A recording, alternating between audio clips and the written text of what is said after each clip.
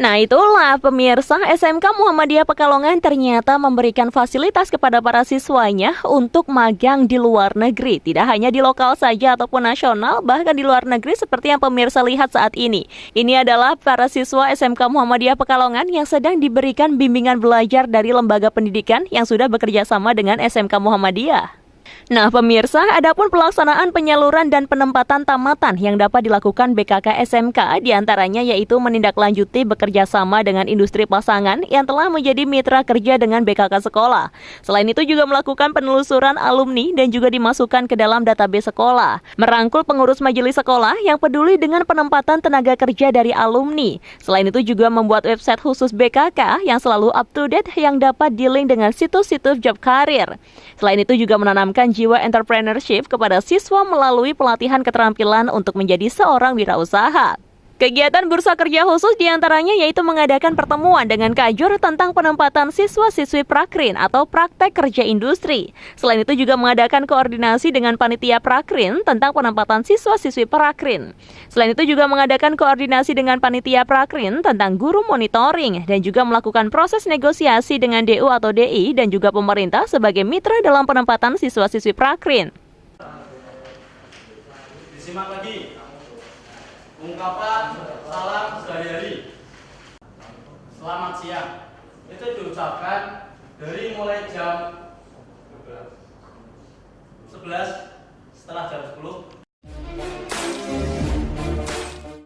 Jadi memang huruf-huruf seperti ini pun ternyata ada yang sama, hampir sama gitu. Jadi memang gitu pemirsa ya, di sini tidak hanya diajarkan cara mengucapkan, tapi juga diajari tentang cara penulisan dari huruf-hurufnya.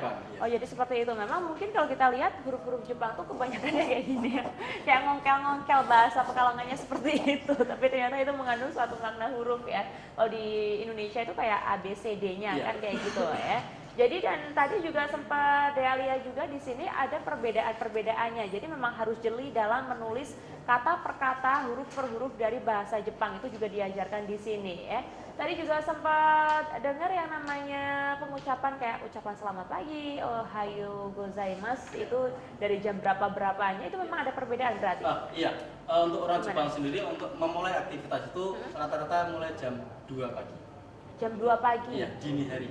Dini hari itu jam 2 udah jadi aktivitas. Untuk ohayo gozaimasu tersebut digunakan saat jam 2 lewat 1 jam, jam 3 ohayo gozaimasu sampai jam 10 siang.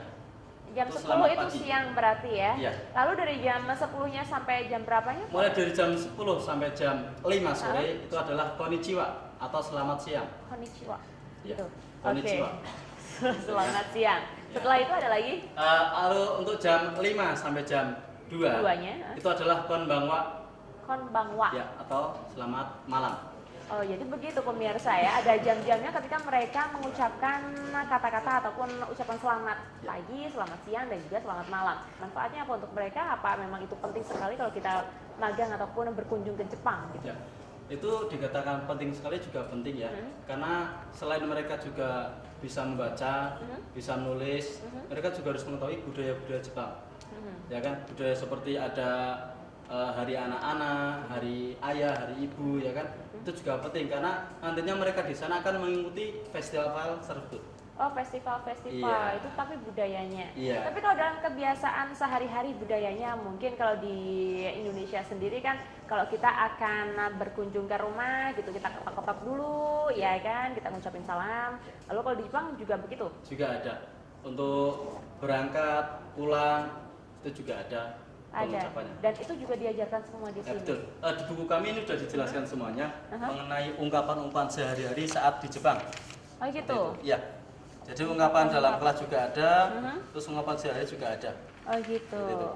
Oke, huruf-huruf diajarin, kebudayaan juga diajarin. Kebudayaan sedasar mungkin itu pun juga diajarkan di sini. Iya, untuk sedasar mungkin contohnya adalah untuk menata sepatu. Untuk orang Indonesia sendiri kan kalau masuk rumah copot saja sudah lari masuk ke rumah seperti iya, ya. Saya juga kadang seperti itu dan saya yakin juga murid-murid di sini seperti itu. Kalau mau masuk ke rumah ya tinggal dicopot aja udah habis itu masuk. Iya. Kalau di Jepang sendiri saat kita mau masuk rumah, sandal ditata dulu, kita lepas sandal, ya kan nanti sandalnya akan ditaruh tempat sandal tersebut. Oh, berarti Jadi untuk sendal tempatnya lepas. sendiri, sepatu tempat sendiri seperti itu. Oh, ada raknya. Itu pasti disediakan. Iya, untuk Oh di iya, tempat itu tempatnya memang ternyata berbeda dengan Indonesia ya. Di Indonesia juga diterapkan seperti itu, tapi sepertinya memang ya.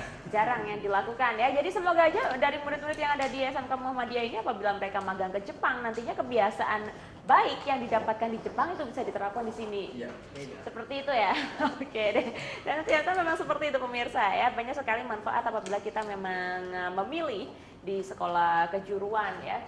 Oke, dan berarti yang di sini konteksnya itu bahasa, itu mulai dari dasarnya, terus juga kebudayaannya itu juga dari dasar, dan kedisiplinan itu juga dari dasar.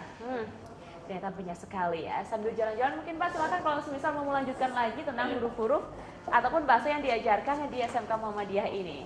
Jangan kemana-mana pemirsa, tetap di SMK Bisa.